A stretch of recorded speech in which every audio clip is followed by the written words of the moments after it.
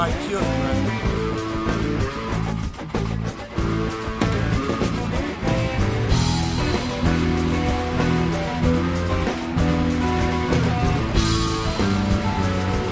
Right here, he's about to kill him.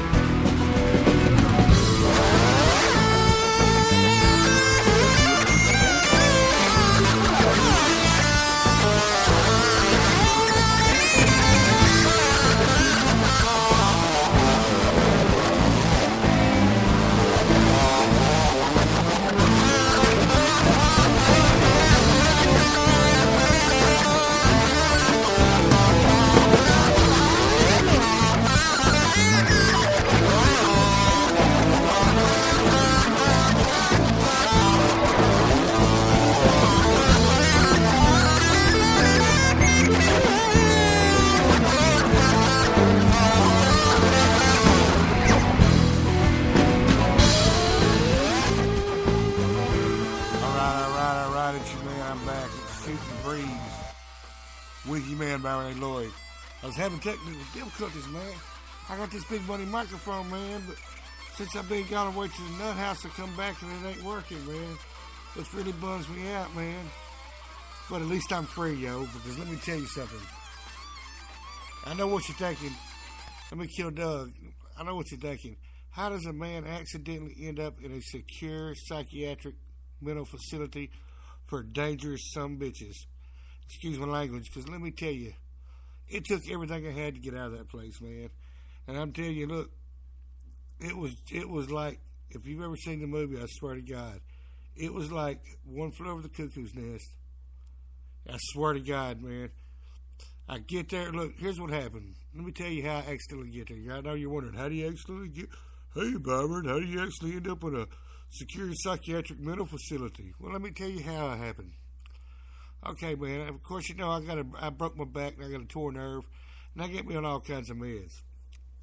So, I'm having bad back spasms, and everybody knows I got the tolerance of a horse because when I was younger, I used to party a lot, and I ate a bunch of pills, so I can eat more than your average person. Plus, I'm a pretty good-sized guy. I'm 6'1.5", about 240 pounds. You know what I mean? So I got the tolerance of a horse. Anybody that knows me knows that I used to party hard, and I could out-party just about anybody. And that's nothing to be proud of. It was when you're 20, but it's killing you when you're 43. But, so, I take 4 Soma. I usually take 2. I take 4 Soma because I'm having bad back spasms. Well, man, I go to sleep, and I wake up having back spasms still. Well, I think it's 3 or 4 hours have passed, right? So I take 4 more Somas, but then I look at the clock, and I realize that after I take them, I've only been asleep for about an hour and a half. So I'm like, wow, man, that's 8 Soma. And I'm pretty sure I could have lived through it, you know what I mean? Because it's Soma. I had a bottle of 80. I could have, if I was, anyway, we'll get to that. So I call my mom. I tell my mom, hey, look, I took too much medicine. My mom tends to overreact because she loves me. So she calls the 911. Well, the freaking cops show up, man. The ambulance shows up. And they think I'm trying to kill myself. And they come in there and I'm like, look, dude, I'm not trying to kill myself, man. I just actually took too much Soma. So the cops are cool. They're like, all right, man, we'll just go to the hospital and make sure you don't need your stomach pumped. I'm like, I'm pretty sure I won't, but we'll go. And I get to the hospital, man. They strap me in an ambulance. Take me to the hospital. I get to the hospital, man, and the Somas kick in, dude. So I'm pretty sleepy and blasted. I ain't gonna lie to you. So I'm groggy and I'm out of it, man. And they come in and tell me they're gonna flush my system because they can't pump my stomach. Because first of all, it's been too long, and secondly, 8 Soma ain't gonna kill nobody. Especially your boy Ronnie here, right? So man, so I fall asleep. Man, I wake up, man, and when I wake up, they're putting me in another ambulance, and I'm asking where I'm going, and they say I'm going to this place called Delta Medical in Memphis, and that's an innocuous sounding name. Don't get me wrong, Delta Medical. I said, man, that is such a generic name. It sounds so non-threatening. But it is a nightmare, right? So I get there, man, and they had to go through all kind of security, lock gates, and let me in. And I'm like, wow, this place is awful secure. You know what I mean? I thought it was going to be like Charter Lakeside, a bunch of sad people sitting around talking about, that work sucks. Their old lady and kids hate them. Your normal, typical depression group therapy type crap, right? No. I get there, man, and they take 10 hours. Let me tell you, my back, I broke L through 4 vertebrae, right? And I fell face first when I done it into a tailgate, which knocked out half my teeth. And it hurt so bad to sit down that I didn't even have a chance to get a haircut or my teeth fixed. You know what I mean? So I look like a meth head from Colt. My hair's past my shoulders. I'm missing half my teeth on the left side of my face, which don't worry, I'm going to buy me some new choppers. But so I get in there, man. They make me lay on a cot that is harder than concrete. And they won't give me pain meds. So I'm in excruciating pain. I had to sit there for 11 hours like that, man. And I'm telling you, at the end of it, man, I'm almost crying, man. I'm screaming, look, y'all got to do something. 11 hours to get me in. And when I first get into this place, they had to take me through 3 securely locked steel doors. And I mean steel doors you couldn't knock down with a battering ram, right? And I get in there, and oh my God, you know what I mean? It is a sight to behold. And I promise you, and I know I tend to embellish because I like telling stories. I'm pretty good at it. But as soon as I walk in the door, there is a large white man who I later found out his name was Red, even though he didn't have red hair, but they called him Red anyway. And he's screaming that he's going to bury every black son of a bitch in there because they changed the TV channel and he was watching something. And he's going nuts. I'm talking about, well, I guess he is nuts. He's going crazy. Well, you know what I mean? He's severely agitated, man. And they got this day room with glass. He's beating on the glass. Pardon my French. There might be some cussing on this episode. Look at that black son of a bitch. He's laughing at me. I'm going to bury that black son of a bitch tonight. He won't be breathing in the morning. And, of course, the black folks in there are laughing at him, which makes him more agitated. And there's there's probably a 50-something-year-old Nigerian orderly. And this dude looks like he played with Christian Okoye for the Chiefs. I'm talking about this dude is a monster. He's thick and stout for 50. I'm talking about this dude looks like he bench presses 300 pounds. And he goes and wrestles with Red, which must have a wrestling match. He's like, what's the problem? Snatches Red up. So Red decides he's going to make a formal complaint. And you got to understand, I'm 30 seconds, I swear to you, this happened 30 seconds as soon as I walked through the door. So Red is making formal complaints about how he can't talk to his old lady on the phone because they're whispering nasty stuff to her. And he's going to bury, and I know I keep reiterating this because Red is obviously racist. And Red keeps saying he's going to bury every black sumbitch in there. And then he gets so mad that, hey, look, my black friends listen to it. They know that I don't believe in censoring words. And I'm going to tell you exactly what he said. He's going to kill every nigger in there. And he said nigger with an R, not nigger with an A, like homeboys. Anyway, he's going to kill them all. And I'm 30 seconds in there, and I'm like, holy shit. This ain't Charter Lakeside. This ain't a bunch of middle-aged businessmen, stockbrokers and accountants talking about the stress of work is getting to them. You know what I mean? The home life, yada, yada, yada. These are full-blown, violent, psychotic people, right? Now, you got to understand, they're like, they're trying to have a normal conversation with me while Red is over here going nuts, right? And they're telling me, welcome to the whatever. And while they're welcoming me and they're asking me questions about what medicines I take. Do I feel depressed? Yada, yada, yada. And I'm telling them, no, man, I'm not depressed. I just ate too much medicine. I fell asleep and I woke up in the ambulance coming here, man. And Red's feeling like I'm laughing because you just had to be there. I'm so happy to be out because you can literally get killed there, and I'll tell you later why. Because I saw some violent assaults happen, and I was only there. They only left me on that ward for about 26 hours till they moved me to the geriatric ward for crazy people because of my back, and they had softer beds. We'll get there. We'll get there. Bear with me.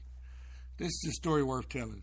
Anyway, so Red's talking about he's going to dock people's paychecks, yada, yada, yada. And while the whole time he's standing next to me screaming bloody murder, they're asking me normal questions, man, like, what's my name? Do I know what day it is? And of course I know what day it is. And they ask me my social security number, and they ask me my birth date, they ask me my full name and the medicines I'm on and whatnot. And Red's right next to me, I'm talking about a foot away from me, just going bonkers, man. Screaming, he's going to burn this sumbitch down. Right? And then, all of a sudden, in a moment of clarity, Red turns to me and goes, "Hey, man, I'm Red. What's your name?" You know what I mean? He goes from a full-blown tirade. I'm talking about, you know what I mean? I'm talking about he was furiously angered, and he turns around and just stops in a dime and goes, "Hey, man, what's your name?" Because I guess there was only 3 or 4 white guys there, and he was trying, him being racist, he's trying to bond with all the white guys, you know what I mean? But I guess he didn't know that I'm a tend to be a left-leaning, liberal, free-spirited kind of guy who loves all colors. But anyway, so they're asking me all these questions, and I'm telling them, man, and of course I don't have my walker, I don't have my walker, my back brace. I've been laying on a cot for 11 hours. It's harder than concrete. So, man, I'm hurting, and you know what I mean? And I'm bewildered, and I'm not scared. I'm just shocked and put off because this is not where the dude and nurse and the ambulance folks tell me they were taking me. They told me they were taking me to a place where depressed people are. Even though I wasn't depressed, I kept telling them that, right? But the reason I found out later, the reason they took me is because while I was unconscious, my aunt, I'm not going to mention which one, convinced the nurse that I was trying to kill myself. You know what I mean? Even though my aunt wasn't even there, don't even know what's happening. And I ain't going to lie to you, my aunt has I think she's got Parkinson's, Alzheimer's, or dementia. Anyway, her mental faculties are deteriorating. But she is convinced that while I'm unconscious that I tried to kill myself, which I did not. I got a son that I love. I sure I'm in chronic pain every day, but I'm getting better. Man, I can walk and shit now. I'm not bedridden all the time like I used to be. Now I'm only bedridden maybe 70% of the time instead of 90%. So I'm slowly making progress, right? Even though the neurosurgeon says I'm probably screwed for life and I'll be in chronic pain for the rest of my life, which is a bummer, but it beats breathing. When you come up hard like I come up hard and run and gun with all the young thugs I ran with who are now dead, all my friends are dead, man. Drugs or the street life killed them, man. I'm the last of the Mohicans just about. You know what I mean? There's 2 other guys out there, but they're good. One of them's doing 60 years and the other one's going to be doing probably another 60.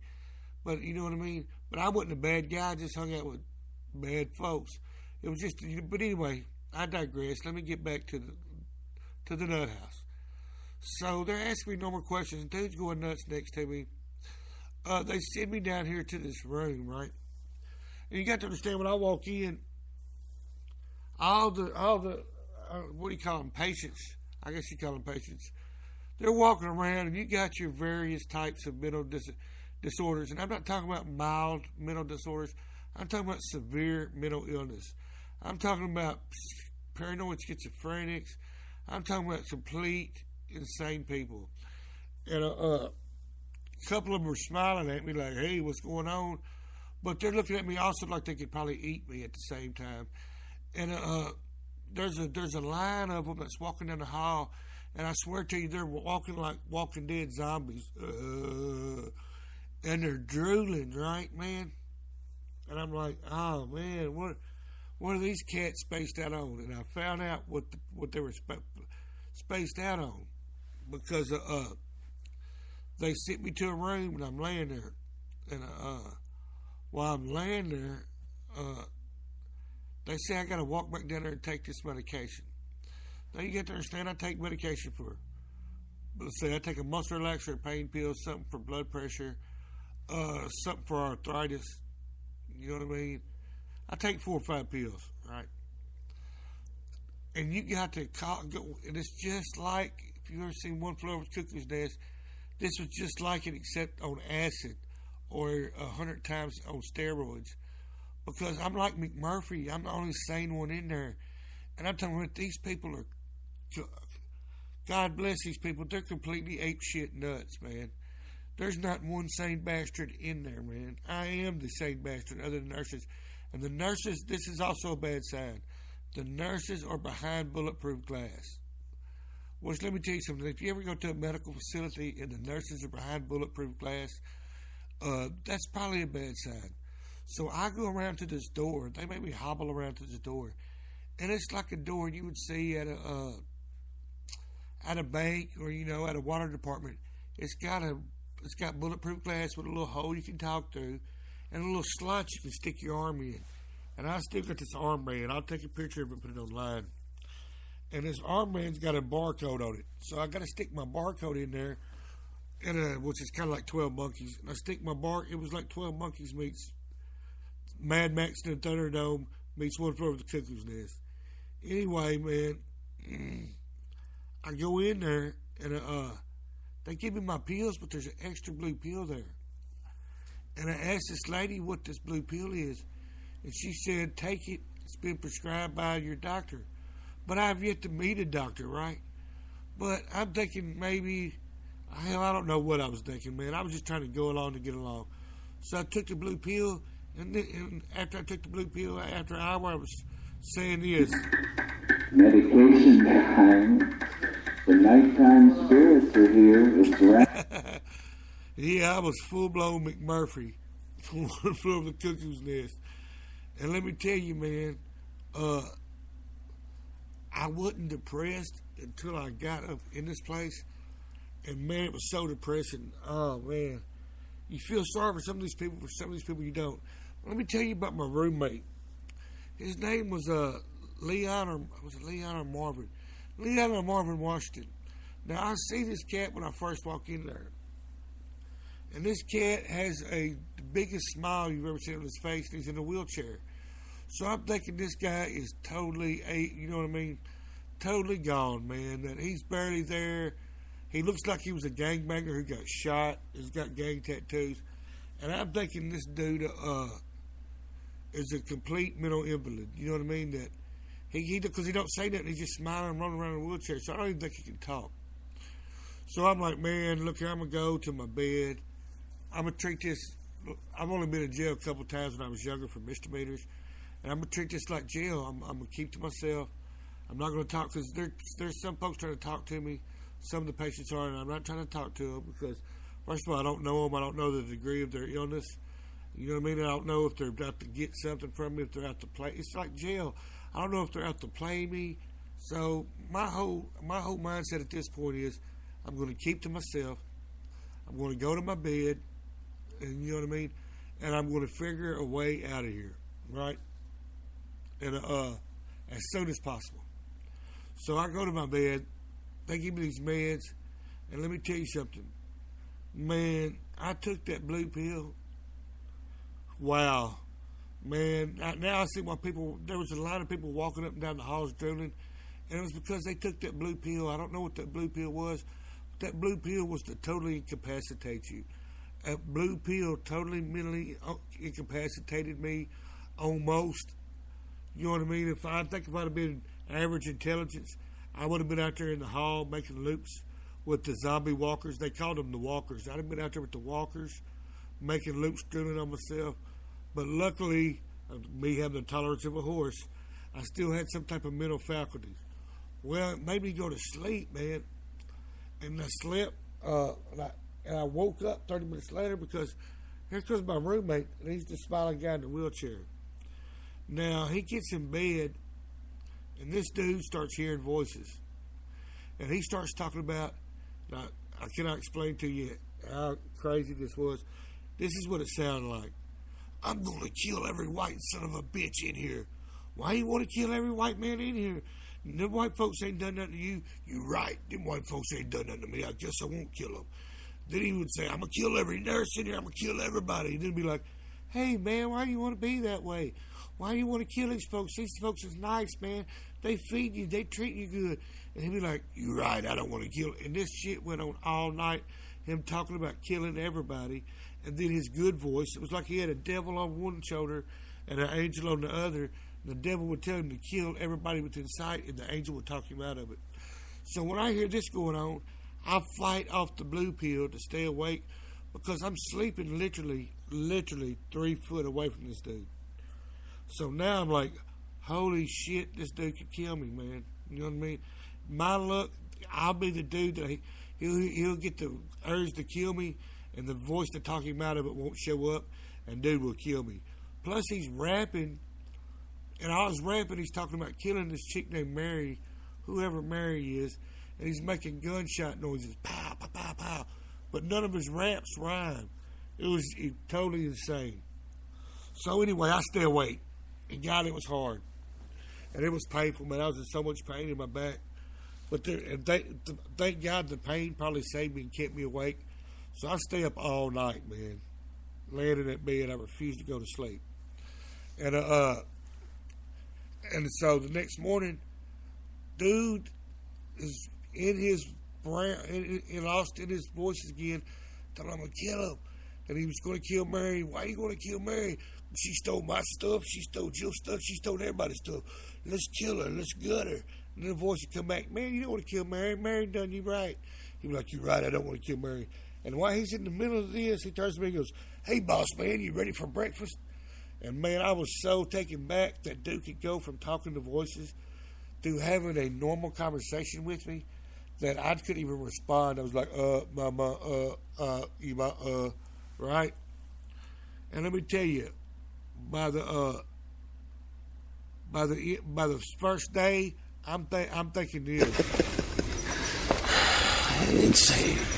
And you are my insanity. That's what I'm thinking. I'm starting to lose it. I ain't gonna lie to you, man. Because that blue pill, man, makes you lose grasp on reality. You got to understand. And then I see my first assault. I see a black dude attack another black dude and beat him up pretty bad, right? And they don't call the police. They don't do nothing. It took the orderly 10 minutes to get there by that time. He's done brutally beat this dude. Brutal. When I mean brutal, I mean made UFC look like wrestling. I'm talking about pummeled him, broke his nose, knocked his teeth out. I'm talking about turned his face to hamburger meat. And all they did was shoot this dude up with something, who was the aggressor. They shot him up, run and stabbed him in the back or neck with something, shot him up, knocked him out, and put him in his room. He didn't even get in trouble. So at that point, I'm like, wow, definitely going to keep to myself. Well, they would have heard everybody to the day room. The day room's this community room where everybody watches TV. But because of my back condition, I can't sit down. I can only stand up for about 10 minutes. I can sit down for maybe 5, but after 5, I'm in such excruciating pain, I almost start to cry. So because I can't sit down in the day room, they refuse to feed me. So I went without any food, man, for breakfast, lunch, you know what I mean? And then it went to Mad Max and the Thunderdome, man. All kind of people started fighting. And at supper time, I was going to go out, and I was going to try to have a supper, man. Right? All about my bad. I forgot this part. When I woke up, there was a psychiatrist there and his nurse. And I instantly tell him, look, I'm here by accident, man. I'm not suicidal. I don't want to hurt myself. I accidentally took, even the nurse, when I told her I took 8 somas, laughed at me and said they wouldn't kill nobody. I said I accidentally took 8 somas, took 4, had bad back spasms, woke up, thought it was 4 hours later. It was only an hour and a half later, took 4 more. I said, you know what I mean? All it did was make me sleep. And he goes, well, you don't seem like you're suicidal. And I was like, because I'm not, man. I got to get out of here. The dude's words were, this is a process. You got to work with us. I said, I'm willing to work with you, but you got to kick the process into overdrive, because I'm not nuts and these people are. And just being around them is going to make me crazy. And literally. And if you don't believe me, go volunteer. You can volunteer and go over there, and they'll let you in. Go volunteer to go into a nut house and be the only sane person there, and spend 2 weeks to a month and see if you don't come out crazy as a loon. Now, man, there's all kind of. I can't tell you all the noises being screamed, and man, all the craziness, and man, and then they get in a fight over a domino game, and dude rips a leg off the tables, beating another dude. And I'm talking about, and then this happened.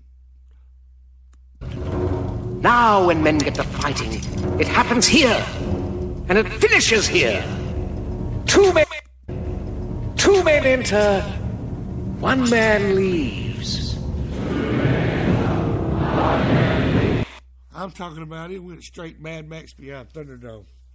So I want to, because man, I'm hungry. I ain't ate 2 meals, but I really can't sit down. But man, I'm thinking I can walk to the day room and maybe stand against the wall, lean against the wall, and eat real fast. And in 5 minutes, I can eat this crummy food that's probably worse than jail food. So I get to walk to get up, and I'm walking to the door, and I swear to you, right in front of my door, this huge black dude jumps on this white dude, and this white dude, I don't even know why he jumped on him, because I never heard the white guy say a word. He jumped on this dude. I heard later it was over a cookie. It was over one cookie. That's right, a cookie. And let me tell you what this cookie got this guy. This dude got hit, knocked out, and then started getting stomped on. He stomped on this guy so bad it looked like he broke his orbital bone, and his eye dislodged from his face. I swear to you this happened. His eye popped out, and there was blood everywhere. They finally got orderlies down there to tackle him. But by this time, it's too late. Dude's eyeballs out, and they got to rush him because they got a hospital part, so they got to rush him to the other end. But there's so much blood in the floor, and I've seen some fights, bar fights. I've been around the block. I've seen some good old scrapperoos. But I'm talking about, this is brutally, with no remorse, no conscience, stomping this dude, trying to kill him over a cookie. And he stomped this guy till his eye come out, and there was so much blood in front of my door that it took them a whole bucket to mop it up. I'm talking about the pool of blood had to be at least 3 by 3 foot wide. It was a monstrous pool of blood, and they mopped it up with bleach. Well, I see that, and I decide that no, I'm not going to supper either. You know what I mean? Not going to supper, because obviously one cookie gets your eyeball stomped out. God forbid what happened if you don't come off an entree. You know what I mean? So I'm like, they could just have my whole tray, which kind of find out they were eating the tray, and they were bartering over it and fighting over it and everything else. And man, I was like, this is insane, and literally insane, and I got to get out of here, man. And so the psychiatrist came, and he said I wasn't suicidal. And because of my back condition, this other doctor came in, and they moved me to the floor above that, and it was supposed to be a geriatric floor. Basically, they got a nursing home in there, right? So, hold on, let me get my water. So I think I'm going to a nursing home. The beds are way softer, so my back is feeling great, right? But I wasn't that lucky. The nursing home they sent me to, the nursing home part they sent me to was basically what do you call it? It was for people with dementia, crazy old folks, man. And so I go, man, and I walk in, and as soon as I walk in, I hear though.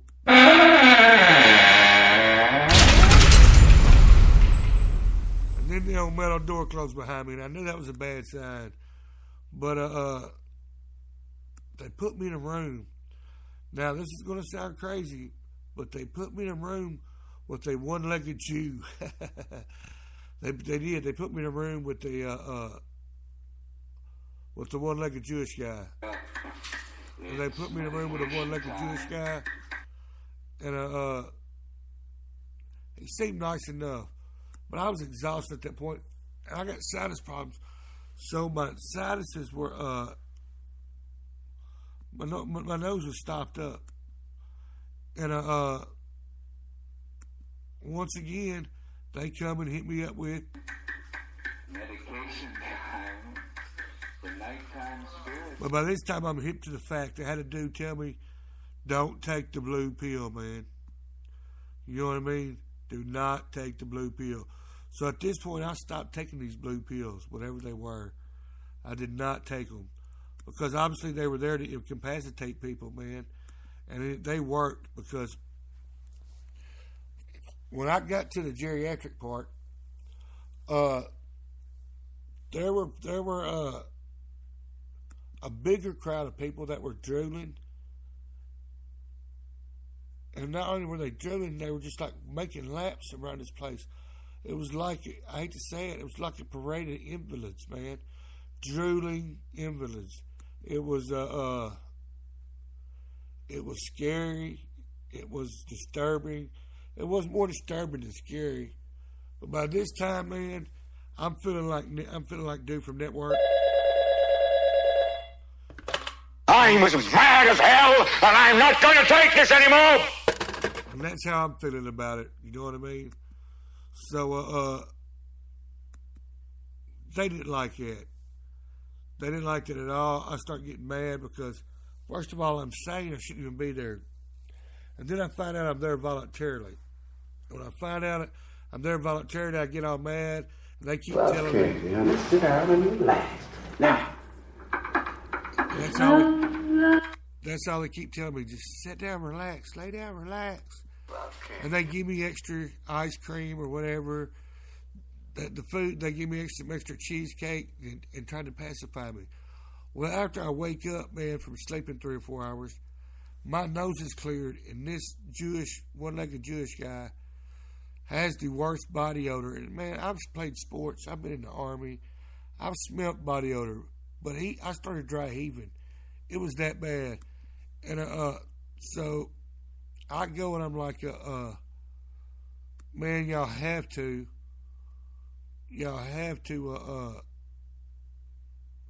switch rooms. And the nurses there they're nurse ratchets, man. They don't give a shit, excuse my language, about nobody. But the girls, the nursing assistants are very nice. So I'm trying to use all the charm I can muster. And I sweet talk this one girl. She tells me what I need to do is call the head of nursing. Well, before I call the head of nursing, this chick shows up. And I tell her that I need to switch rooms with this dude. And this is my quote. I said, this dude's body odor is reprehensible, man. I said, it is unbelievable. Look, I got a strong stomach, man. I do. It takes a lot to make me throw up. I can't remember the last time I've thrown up. You know what I mean? I'm the dude, man, even on alcohol, I don't throw up. I just don't throw up. Because I hate to throw up, and I've psyched myself out to where I do not throw up. I got to be very sick. Like yesterday, I threw up once because I caught some type of virus, norovirus up in there or something, man. There's no telling because that place is icky as hell. But, so, I get the head of nursing. She goes, we'll move you. She goes, well, let me see. She walked by the door, and this lady's dressed to impress. And you can tell she probably makes makes good money, probably about $150 a year, $150K. And you can tell she hadn't had to deal with the patient in forever. You know what I mean? That she's insulated by the nurses' assistants and the nurses, where she don't have to get her hands dirty, right? She walked by the door of the room I was staying in, and she looked like puked a little in her mouth. She goes, oh my God, we'll immediately move you. Well, they moved me from that room with the one-legged Jewish guy named Ben into a room with this dude named Johnny Chisholm. Well, Johnny Chisholm was an African-American dude. He also has one leg. And let me tell you how he ends up there. Johnny Chisholm is one-legged now riding a bicycle in Memphis. Well, he said he's riding a bicycle with his friends. And the Memphis police, he tells his friends he's winded. He can't make it no more. That they go ahead. He's going to catch his breath and catch up with him. Well, he says while he's sitting there, A young white Memphis cop shows up, starts talking trash to him, giving him a hard time, so he starts talking trash back. Next thing you know, another cop shows up. They try to rough him up. Dude attacks both police and assaults both cops. And he bites one of them in the neck or in the face. Bites him. And because come to find out, he's a Vietnam veteran who has anger tendencies and tends to hallucinate. So I'm in the room with this guy. I'm like, awesome. I'm in the room with the Vietnam vet who has flashbacks. That's great, man. You know what I'm saying? But luckily, he's only got one leg, so if I keep one eye open, he can't get me because I should be able to see him coming. I know that's kind of sad, but at least he only had one leg. If he had two legs, he probably could have got at me. But believe it or not, he seemed pretty sane to me, right? Well, so I'm thinking, man, I can finally get some sleep. Johnny seems pretty sane. We talk a bit. You know what I mean? He talks about God and stuff with me, which I'm agnostic. I'm not a religious guy, but I'm not one to crap on anybody who believes in whatever they want to believe in. So he tells me, I'll start here and asks me if I've been baptized. And I tell him, yeah. And, you know what I mean? And then he tells me about this Jewish guy who was in the TV room earlier, and they were watching the Trinity Broadcasting Network, and dude said he was Jewish, and he wasn't watching that shit. And he ripped off his robe, and they had to roll him out naked. And it was being my previous roommate. So I missed all him being naked. In all his glory. He looked like he's about 3 feet. Good-sized dude. He told me all kind of stuff. He was from Brooklyn, went to California. He told me he was in SEAL Team 1, that he was a SEAL, Navy SEAL. Which he told me a bunch of stories that sounded insane and not very true. But, not a shocker, right? But I'm thinking, man, well, finally, I could get out of here. By this time, this is day 3. You know what I mean? This is Monday. Or, my bad, it's late Sunday night.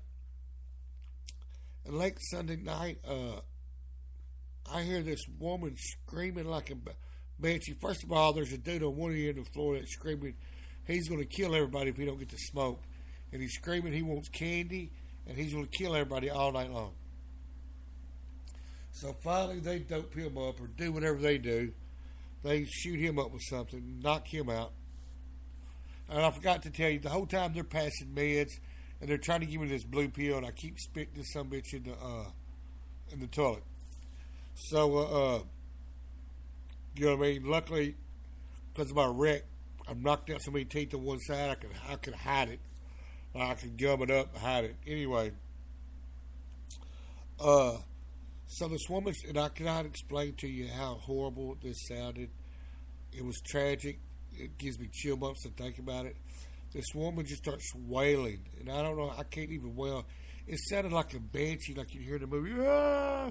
And she's crying, and she's wailing, and she's screaming, no, make them stop. And from what it sounded like this lady had been gang raped, brutally gang raped.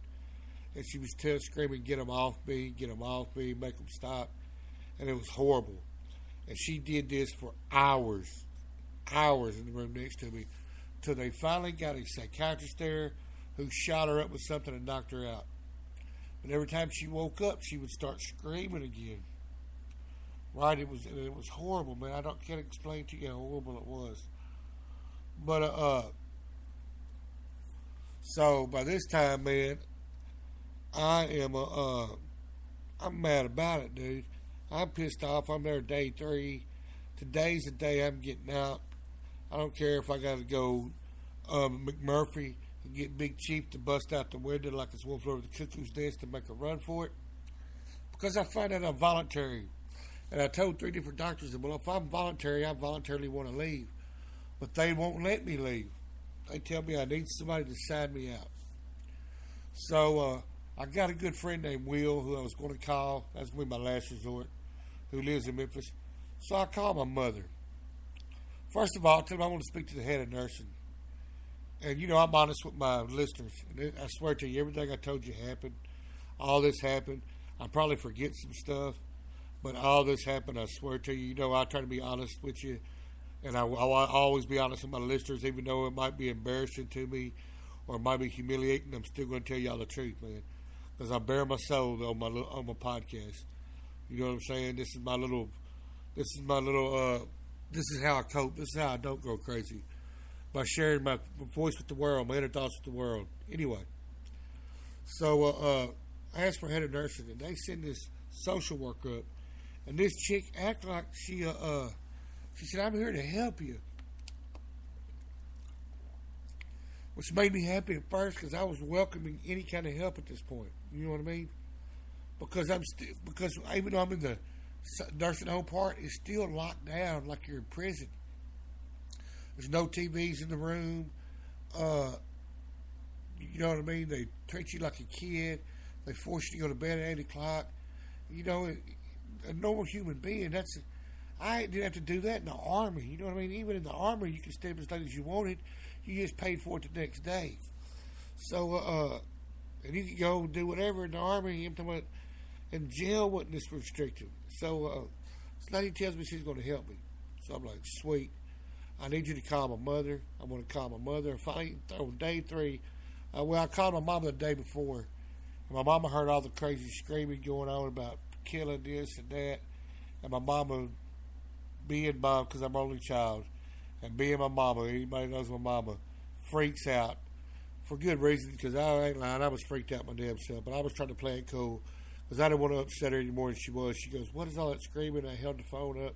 She goes, "Oh my God, that sounds like an insane asylum." And I was like, "It is an insane asylum, and I'm locked in here." And so I said, "You got to get me out of here." And I says, "If you have to call," and I ain't going to mention her name, but I have a good friend who's like family, who's an attorney, and her initials might be JC. Anyway, I said, even if you have to call her, and she has a threatened lawsuit or file a lawsuit, you got to get me out of here.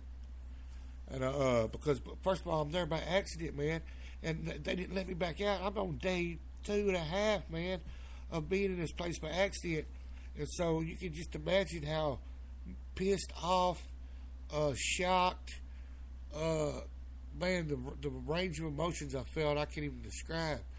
So my mama, bless her heart, is crying. She swears she's going to get me out. So next day, the chick shows up, says she's a social worker. She's going to get me out. First thing she asked if I was in the military, and I'm like, "Yeah, I was in the military." She goes, "Well, do you get military benefits?" And I'm like, "What the hell does that have to do with anything, man?" And she goes, what she was worried about was guaranteeing that this hospital gets paid. And that's when I realized this hospital puts these people in there, keeps them sedated if they're not already crazy enough to where they can't figure it to get their way out. Most of the people are in there voluntarily and they don't know it, but they keep them so doped up that they don't know their butthole from a hole in the ground, and they don't know they can leave, you know what I mean, or get out of there, right? And she says she's going to help me. And I'm like, sweet. I'm like, I'm going to call my mother. So I get old Eder on the phone, my mother. And everybody knows Eder, right? I get Eder on the phone. And Eder's like, of course, I'm going to get you out of there and do whatever I can. Well, I wait 2 hours, and Eder don't show up. So I go back, and now Eder's been convinced that the social worker told her I had anger impulse issues. Now, you got to understand, I've yet to meet the psychiatrist who admitted me in the hospital. The psychiatrist I met wasn't even the psychiatrist that admitted me in the hospital. He was only there for 30 seconds. I saw 6 doctors the whole time I'm there. Each one of them just put a stethoscope to my chest and told me to breathe. And all of a sudden, I'm like, I'm gonna order you some tests. I'm like, lung test, blood test, all these neurological tests, all these unnecessary tests I didn't need, because this place is a racket, man. It is, and I'll prove it to you. So I'm waiting 2 hours. My mother doesn't show. I call her up on the phone. They convince her I have impulsive anger issues. And people tell you I'm not a very angry guy. So they've already convinced her I've got something, and this social worker shouldn't even make this determination to begin with. And I only talked to her for tops a minute and a half. So how could she even know I have any kind of issues? So I'm like, Mom, I don't even talk to this chick, man. This chick is nuts. Come get me. And she goes, okay, I'm coming to get you. 2 hours later, my mom don't show. I call her back. This social worker is done got on there and told her that this doctor who come in there and just listened to me breathe through a stethoscope, who was a general practitioner, wanted to run tests on my back. And I've already had CAT scans, CT scans, MRI, dye test. I've had every back test you can have. In fact, October 5th, I get my final MRI to tell me if I'm going to live with chronic pain for the rest of my life or if they're going to be able to do pull a miraculous surgery off. And I'm like, man, this dude's a general practitioner. He shouldn't be running these tests anyway. I've already got tests, Mom. You know I got a neurosurgeon. She goes, I know, you're right. You're right. So I wait another 2 hours. My mom don't show. And this chick has done told her something else I forget.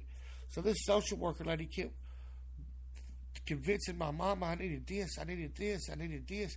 She was working for these people, roadblocking me so I couldn't get out, man. Like they were going to try to, you know what I mean? And this is a hospital that you get in and they dope you up and you're liable to be there 6 months or for the rest of your life. And they try to keep you in there and run unnecessary tests. Well, I finally run into a sane, older white gentleman who said he stopped taking the blue pills a month ago and told me that. And he was like, are you taking them? I was like, no. After I took one, and they almost made me drool. And don't take them to war. He's like, man, they're giving them to people so people can't figure their way out. He said, I was in Vietnam. This is like Cambodia. You'll get lost here and you'll never figure your way out. He told me he was from Jonesboro, Arkansas. He had been sent there. He'd already been there over 30 days, and he'd been sent there for tests. He was supposed to get a cardiologist. They were going to do heart tests because he just had triple bypass. But he had been there for 31 days, and he hadn't seen one cardiologist. But they've done billed his insurance for 4 cardiologist visits. You know what I mean? This dude was sane. You know what I mean? This dude wasn't the dude pretending to be sane that was seriously crazy.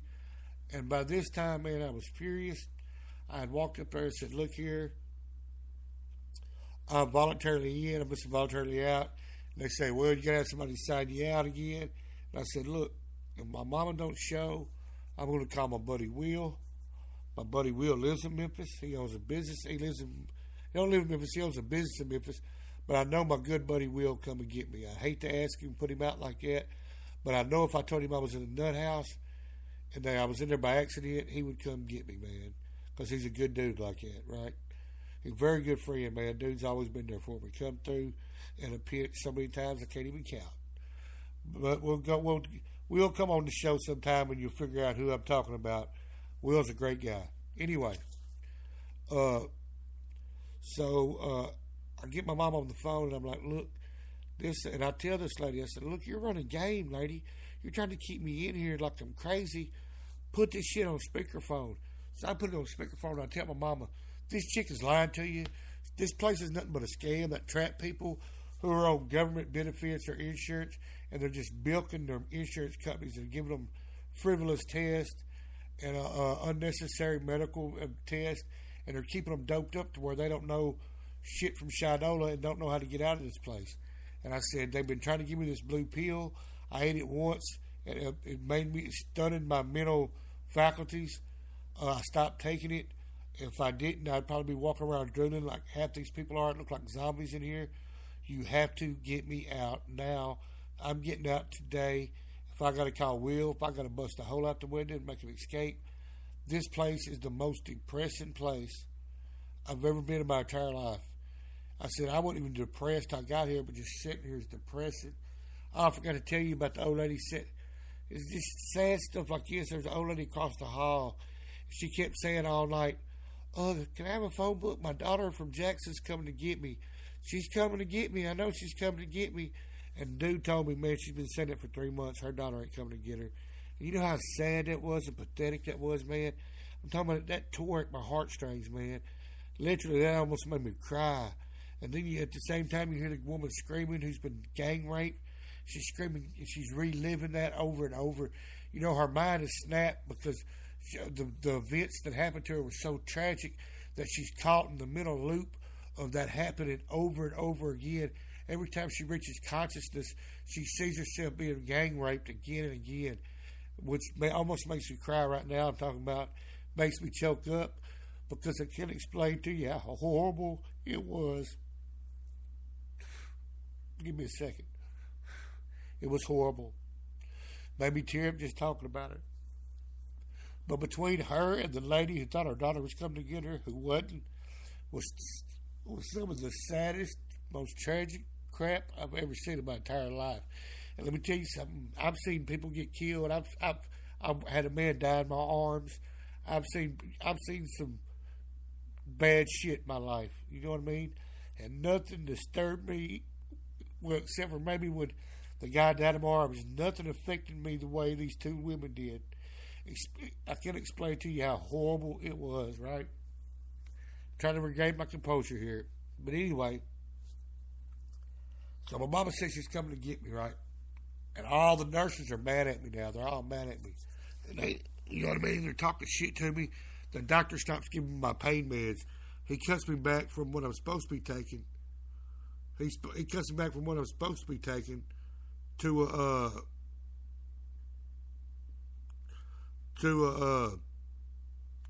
very weak pain medicine that does not work at all. So, excuse me, for 6 hours I'm in excruciating pain, and they've done it on purpose because I'm trying to leave. And the shrink who finally admitted me comes in there at the last, and he goes, "Well, we don't think you're trying to hurt yourself or you're crazy, so we're going to let you go." And I'm like, "Let me go? I'm going regardless of what you say, dude. I'm volunteering, man. There's no way you can make a medical ruling and say that I'm not." But I said, "I promise you I will contact my attorney and file a lawsuit, and I will name you personally in a lawsuit and sue you personally on top of suing this hellhole I'm in." And of course, he's like, "Oh, there's no need for that. You can leave it. You can leave as soon as you get somebody here." Well, finally, my mom shows up. My mom and my stepfather show up, man. And then I'm sitting there waiting with this old cat. And they finally go, "Lloyd can go, man." And look, it took me 10 hours to process in this place. It took me 10 minutes to get out, just to give you an idea. And when I see my mama's upset because she realizes this place is a straight-up mental asylum. You know what I mean? You know what I mean? I guess they had convinced her. It was like Charter Lakeside. A bunch of accountants and whatnot, white-collar dudes sit around and talk about how their kids are stressing them out, you know, yada, yada, yada. The wife ain't the same. She don't cook dinner for me no more. You know, the boss is on my ass at work, yada, yada. But no, these were violent. These were mentally ill, hyper-violent individuals on the psych floor. Now, on the geriatric psychiatric floor, they were mentally ill, but they were mentally ill. Like this one guy grabbed my hand and he licked it. Instead of kissing it, he licked it. I forgot to tell you that part, which I think is where I got that virus that made me sick yesterday. And that's the reason I'm broadcasting today. But that's my story about how I ended up in the funny farm all weekend. So I bet you my weekend story beats your weekend story. Now, don't it? Because, man, you know, I don't know how to explain it. And now, look, I was going to talk about this in my last broadcast, and I thought, man, it would pass. But it's gotten worse. Because it ain't gotten worse. We're talking about Colin Kaepernick. Now, here's the deal about Colin Kaepernick. Colin Kaepernick, of course, he's taking a knee because of all the black lives who've been killed, and people are like, Black Lives Matter. Well, I've already discussed Black Lives Matter. Let me tell you about Black Lives Matter.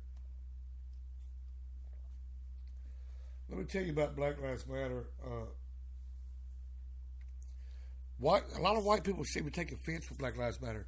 And Black Lives Matter is not saying Black Lives Matter more than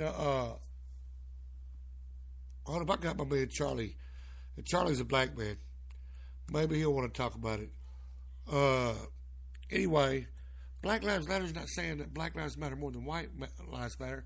They're saying they're matter, period.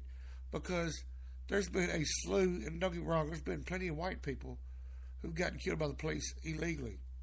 But there's been many questionable black people who've been killed by the police illegally. And Todd Gray's having problems. Todd Gray's will come on. And Todd Gray's a good buddy of mine, and he's a cop. But Todd Gray is not no power tripping type cop. He's a good guy. He's a good cop. He does good work. He's got compassion for people. You know what I mean? He empathizes with people's plight, and he uses common sense. He's not the guy that's looking to use violence first. He's going to use reason first and use violence as a last resort, and that's what every cop should do. Every cop should look to de-escalate the situation, not escalate the situation, and that's what Todd does. But he's having problems with Messenger. But let me check him out real quick. But yeah, that's my nut house story. So, you know, people always say, man, you crazy. I'm a lot of people like, you crazy, man. Man, you so crazy. Well, I found out what crazy was all about. And guess what? Man, I ain't nowhere close to crazy. Them some bitches over there is crazy, yo. But let me see. Let me ask if Todd's got it going yet. Not, we might bring Charlie in the mix. Because Charlie would be the perfect guy. He's a black guy. Let me ask if he wants to go on. But give me a second here. I've been having technical difficulties. First of all, I still got this virus.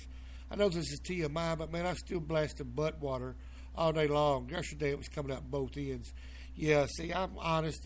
See, I share everything with my listeners. Yes, I had butt water. I was projecting fluid from both ends yesterday. I was, you know what I mean? I was like a geyser. I ain't gonna lie to you, it was horrible. There's no telling what kind of neuro freak virus I caught over there.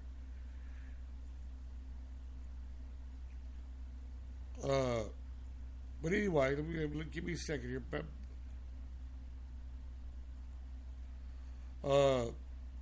Anyway, Colin Kaepernick. And a lot of people was making a big deal about Colin Kaepernick. Look.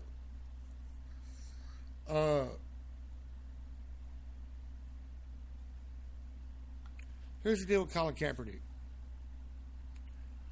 And there's a lot of people, a lot of players who starting to, you know, in unison want to protest with him, and for good reason. Because look here, even though black people make up about 12% of the population, African Americans make up 12% of the population, they're 3 times more likely to get pulled over and arrested. They're 3 times or 4 times more likely to go to prison. And that's wrong. That should tell you the disparity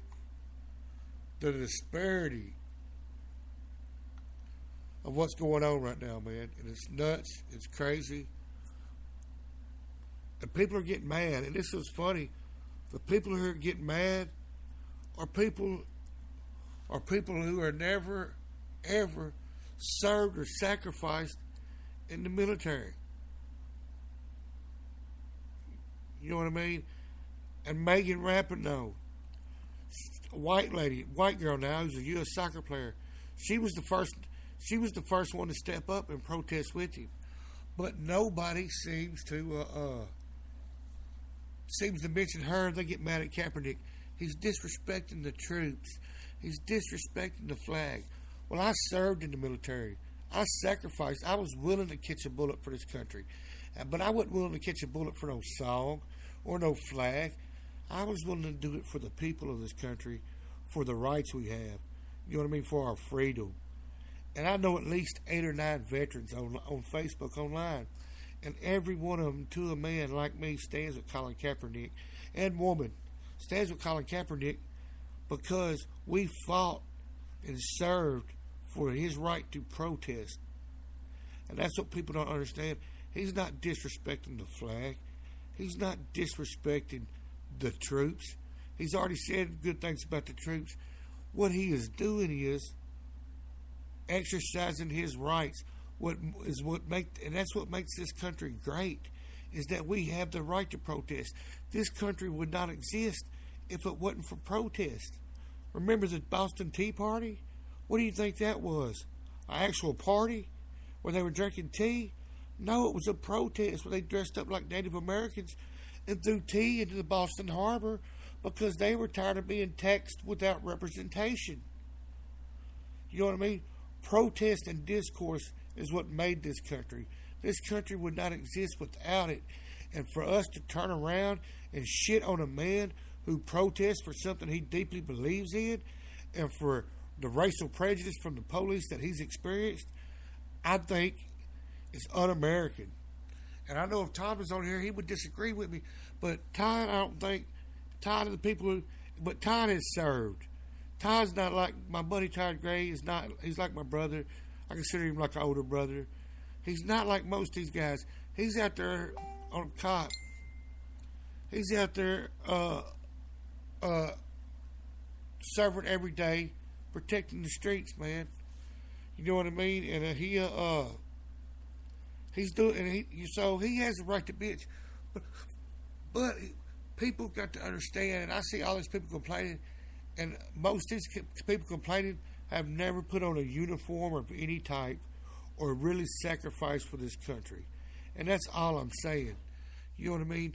Nobody I ever served in the military with signed up or enlisted because of a flag or a freaking song. And if you ever listen to the national anthem, it's racist as hell. In fact, let me find the verse. The other verse, the whole verses of the song, they take pride in killing slaves. You know what I mean? So that's what people don't understand. The song itself is racist as hell. Francis Scott Key was a slave-owning piece of shit, racist bastard. And we're going. And look, here we go. I'm gonna break it down for you, man. Now listen, because we only ever hear the first verse, right? So I'm gonna give it all to you. Okay. Oh, say, can you see? So, you know, yada yada, Rick Larry, Bob's bursting there. Then he goes on to say, on the shore dimly seen, through the mist of the deep, where the foe's haughty host in dread silence reposes. What is which in the breeze o'er the towering steep, as it fitfully blows, half conceals, half discloses. Now it catches the gleam of the morning's first beam, in full glory reflecting, now shine on the stream. 'Tis the star-spangled banner, O long may it wave, over the land of the free and the home of the brave. Now let me get down here to say,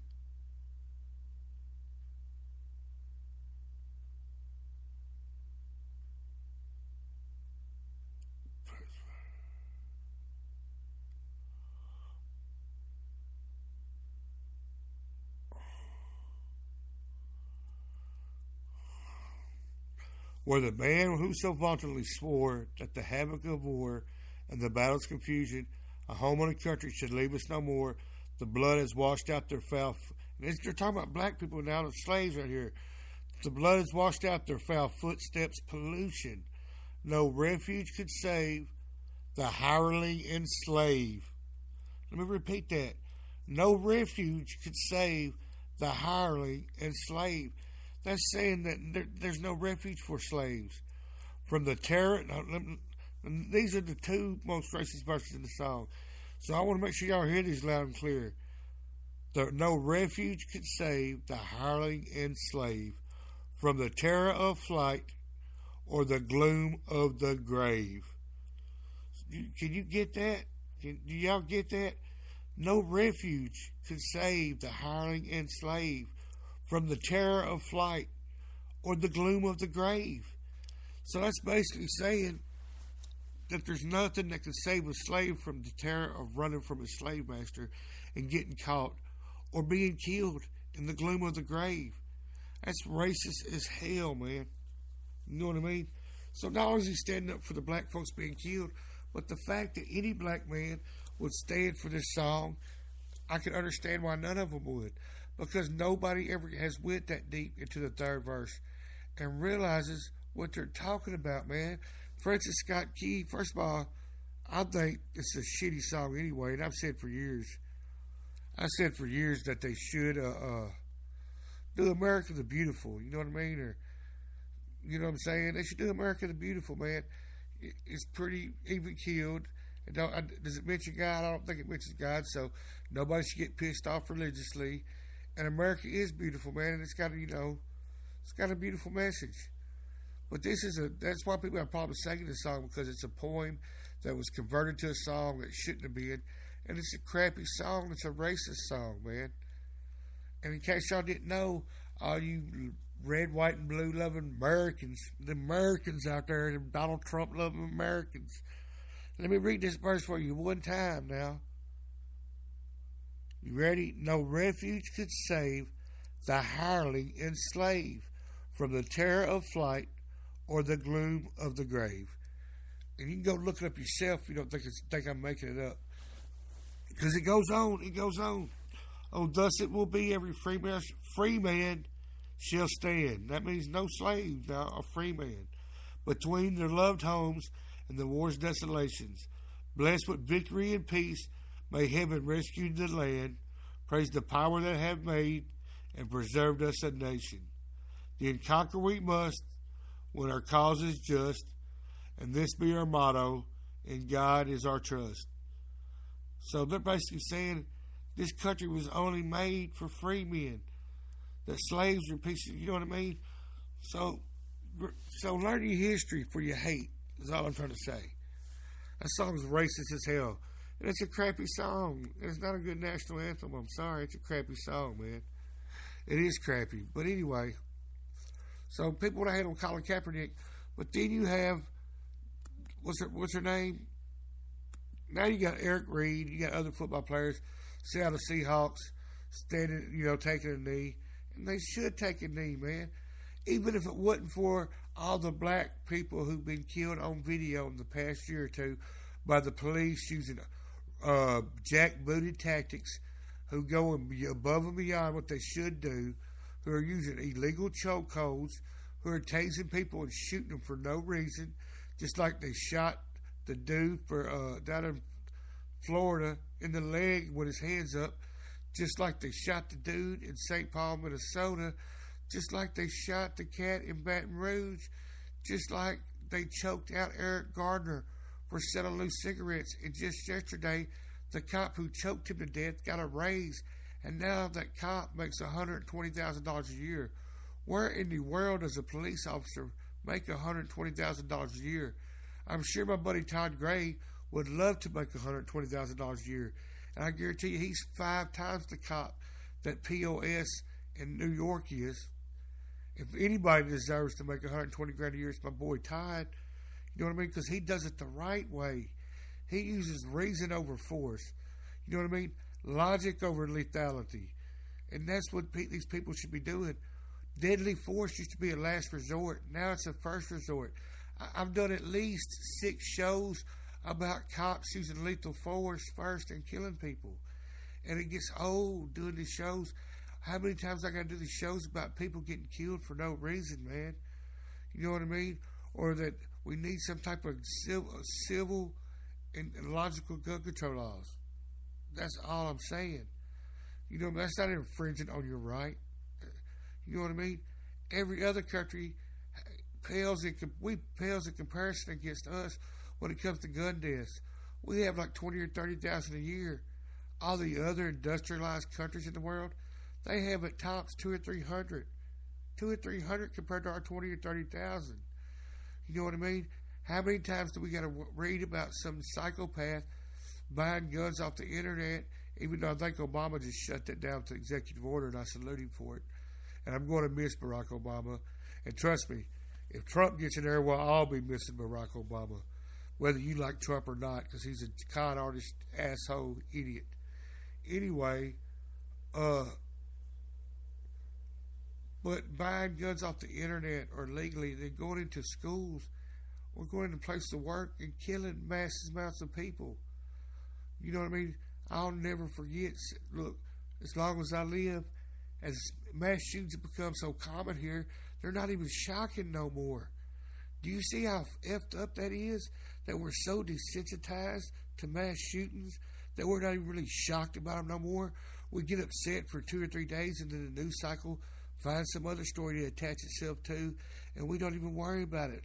Sandy Hook Elementary, he killed 22 small children. 22 kids. That's 22 families that are destroyed. Destroyed. And you want to make an argument about you need a 100-round clip, or you need an AR-15, or an AK-47? Man, get the fuck out of here. And excuse saying F, but it upsets me.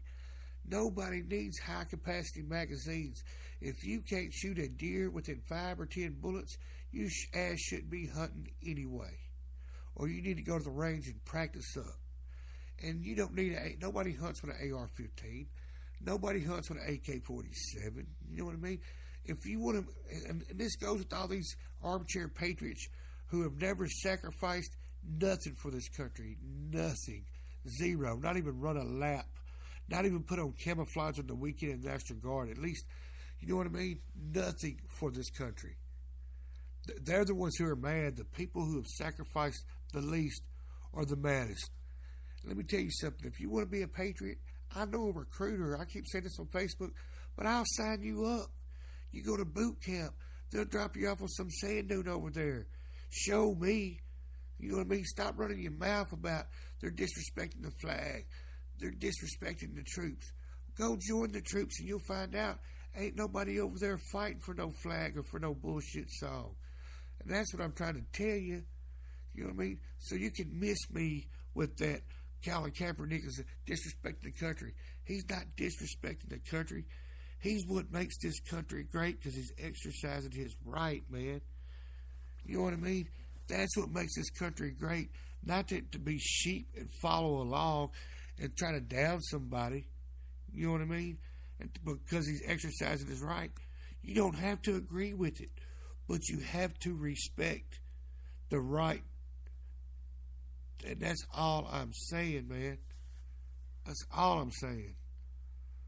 And like I said, Megan Rapinoe, I take my hat off to her because she's white. And she was the first one to take a knee and to get with Kaepernick. And now there's more veterans backing Kaepernick than hating him. So what does that tell you, armchair patriots? Why are these thousands of veterans backing Kaepernick? For the same reason I am, because we didn't fight for no BS song or no crappy flag. And don't get me wrong, the flag ain't crappy, but it's just a symbol. We fought for the love of the people, for the love of the freedom, for the love of the rights to protest. You know what I mean? To vote. You know what I mean? To live free. You know what I'm saying? We voted for the Bill of Rights. That's what we fought and served for the Bill of Rights. For the we signed. We took oaths for the Constitution and the Declaration. For the Constitution, we took an oath to the Constitution, and I took that seriously. But you know, so before you come with that Kaepernick, go do something for your country. You know what I mean? What have you done for your country? So stop running your mouth about Kaepernick unless you've served or sacrificed for your country. Because unlike Donald Trump, who when he dissed the Khan family, said that creating businesses and hiring people is sacrificing. That's not a sacrifice. That's called making money. That's the opposite of sacrificing. You know what I mean? Donald Trump has sacrificed nothing. He's a draft dodger. All you armchair, alt-right wing conservatives who are bitching and moaning about Kaepernick have sacrificed zero, nada. So I consider you cowards. So you want to dog out Colin Kaepernick? Well, look, stop being a coward and do something for your country. Even if it's helping at the VFW or going to the nursing home and visiting old vets. You know what I mean? At least that's some type of sacrifice. You've done something. You know what I mean? You sacrificed your time. But for folks who just sit out here and bitch on Facebook, you can kiss my lily white ass, you cowards. That's what I'm going to say again. Let me say it for you again. You're cowards.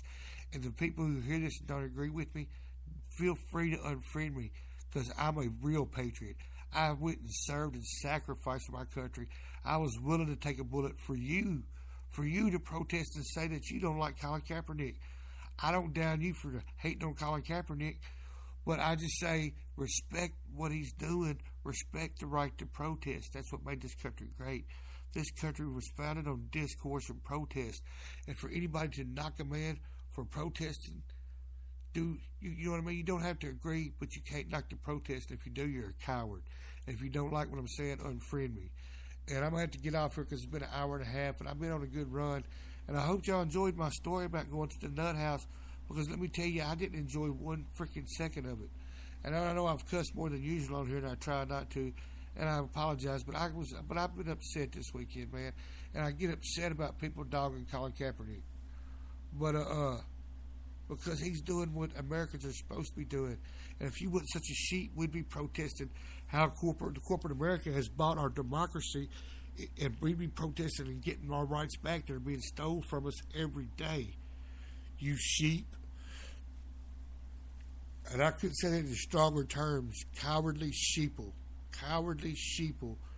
on the alt-right movement who bitches and moans on Facebook but has not sacrificed 1 minute for this country. Not even to go to the old folks' homes and visit veterans. You know what I mean? Not even to raise a flag. So get out of my face, cowards. But on a lighter note, I did miss the opening week of the NFL, which highly upset me. But luckily, my Eagles, they traded Sam Bradford, but my man, Mr. Wentz, who's the number 2 pick overall, who we traded everything in our kitchen sink for, but luckily we got back from the trade for Bradford. He was supposed to be a backup. We were going to leave him on the bench for a year, but now he's starting. And he won last week, and he looked awesome. He had so much touch on his throws. He was dropping bombs right in there on them. And we're supposed to have a running game, and the passing games don't want it for us. And our defense is supposed to be fire. And our defense wasn't that fire. But I tell you who wasn't fire and who was running their mouth all preseason, and that's, as usual, the Cowboy fans talking about Dak Prescott. Well, guess what, Cowboy fans? Y'all choked and lost again. And I'm going to leave on that note because the Cowboys choked, and we're 1-0, and that's always a good sign. And the Cowboys are 0-1. And the Eagles are going to be on Monday Night Football. And hopefully the rookie keeps playing like the veteran. You know what I mean? And hopefully that all night long. But I want to say this to y'all. And a good day to you, sir. And y'all have a nice night. This is Shooting the Breeze with your man, Byron A. Lloyd. And I'm Audi 5000G.